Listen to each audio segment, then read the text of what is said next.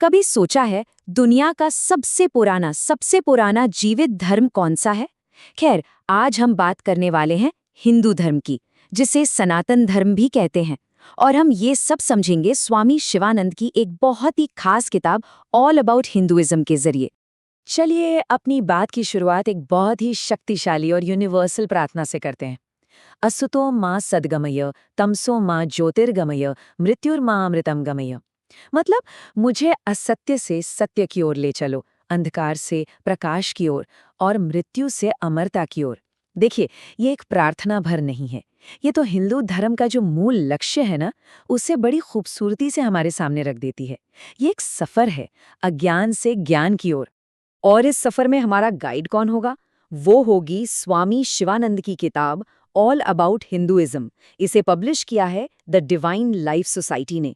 तो इस सफर में हम यही जानने की कोशिश करेंगे कि आखिर हिंदू धर्म का ये जो ज्ञान है, ये आता कहाँ से है, इसकी जड़ें कितनी गहरी हैं और वो कौन से सिद्धांत हैं जो आज भी करोड़ों लोगों को रास्ता दिखाते हैं। तो चलिए सबसे पहले खंड की तरफ बढ़ते हैं। यहाँ हम उस नाम के बारे में बात करेंगे जिससे हिंदू अपने धर्म को जानते हैं और समझेंगे कि उस नाम में ही कितना गहरा मतलब छिपा है। तो हिंदू धर्म को कहते हैं सनातन धर्म, यानी शाश्वत धर्म। सनातन का मतलब ही है जिसका न कोई आदि है न कोई अंत। इसे वैदिक धर्म भी कहते हैं क्योंकि इसकी नींव वेदों पर टिकी है। और सबसे दिलचस्प बात क्या है जानते हैं? इसका कोई एक फाउंडर नहीं है, ये एक प्रकट धर्म है। मतलब इसका ज्ञान सीधे परमात्मा से ऋषियों को मिला, ठीक वैसे ही जैसे गुरुत्वाकर्षण का नियम हमेशा से था, न्यूटन ने उसे बस खोजा था।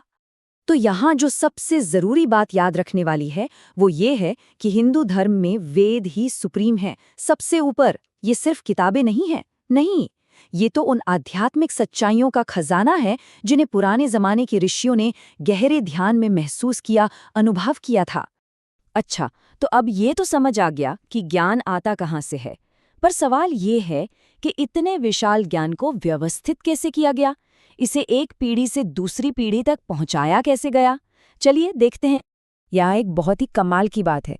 देखिए, हिंदू धर्म में ज्ञान के दो लेवल हैं, श्रुति और स्मृति। श्रुति का मतलब है जो सुना गया, ये डायरेक्ट डिवाइन नॉलेज है, जैसे वेद। ये बदला नहीं जा सकता, ये पत्थर की लकीरें। और फिर आती है स्मृति, जिसका मतलब है जो याद किया गया, इसे ऋषियों ने लिखा है और ये श्रुति पर ही बेस्ड है। तो अगर कभी स्मृति और श्रुति में कोई टकराव हो तो हमेशा श्रुति को ही फाइनल माना जाएगा। इसे समझने का एक बहुत अच्छा तरीका है, एक पेड़ की तरह। इस हिंदू संस्कृति के पेड़ की जड़ क्या है? वो है श्रुति, यानी वेद, जो दिव्य ज्ञान का असली सोर्स है। फिर इसका तना बनता है स्मृतियों और महाकाव्यों से, और फिर जो शाखाएं निकलती हैं वो हैं अलग अलग धर्मशास्त्र और दर्शन। चलिए अब एक ऐसे कॉन्सेप्ट की बात करते हैं जो हिंदू जीवन के केंद्र में है, एक ऐसा सिद्धांत जो सब कुछ नियंत्रित करता है, और वो है धर्म। लेकिन धर्म है क्या? इसका जवाब जानने से पहले एक पल के लिए बस सोचिए, इस पूरे ब्रह्मांड को, हमारे समाज को और हाँ, हमारी अपनी जिंदगी को भी कौन सी चीज है जो एक साथ जोड़कर रखती है? इसका जवाब है धर्म। ये शब्द संस्कृत के ध्री धातु से बना है, जिसका मतलब होता है धारण करना या टू होल्ड। तो धर्म का सीधा सा मतलब है वो जो सब कुछ धारण करता है। ये वो कॉस्मिक लॉ है, वो सिद्धांत है जो हर चीज को बैलेंस में रखता है। और देखिए, धर्म कोई बहुत बड़ा मुश्किल आइडिया नहीं है। ये तो हमारी रोजमर्रा की जिंदगी में दिखता है।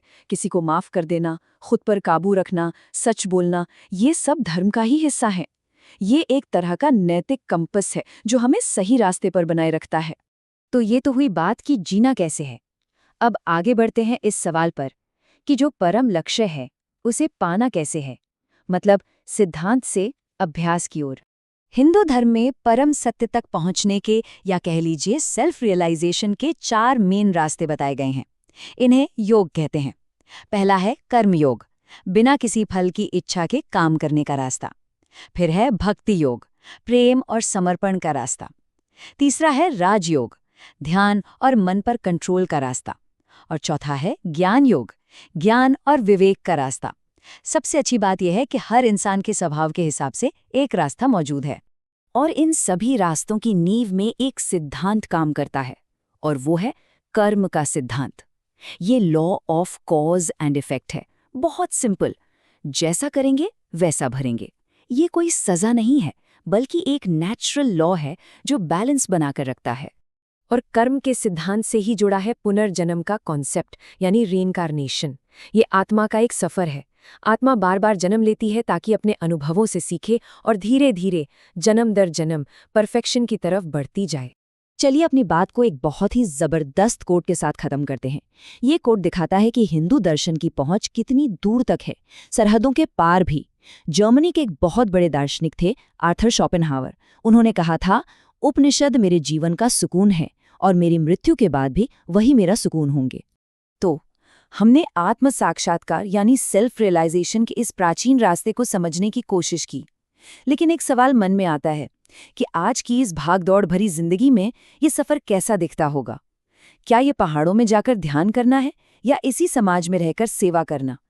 ये एक ऐसा सवाल है जो इस हजारों साल पुराने ज्ञान को हमारी आज की जिंदगी से जोड़ता है और हम सबको अपने अपने रास्ते के बारे में सोचने पर मजबूर करता है।